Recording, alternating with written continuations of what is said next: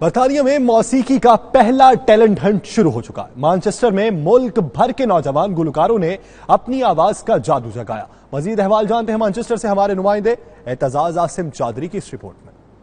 کملی سو تو گئی نیریے سو تو گئی تیری نیند نے ماریا تینوں تیری نیند نے ماریا تینوں جان والے ٹور گئے نی۔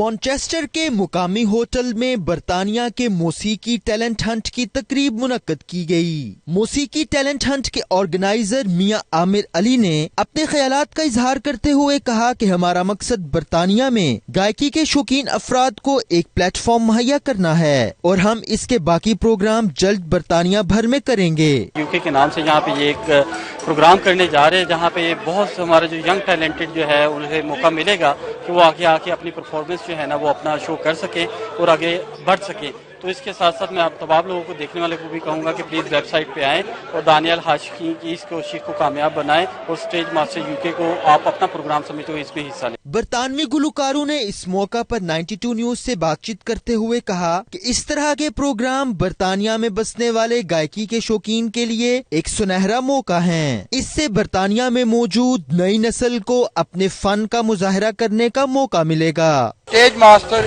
یوکے نے ایک ایسا کام کار دکھایا ہے جو بچے یہاں پہ ٹیلنٹ رکھتے ہیں، گانے کا، قوالی کا شوق رکھتے ہیں، وہ ضرور ایک دفعہ ٹچ کریں۔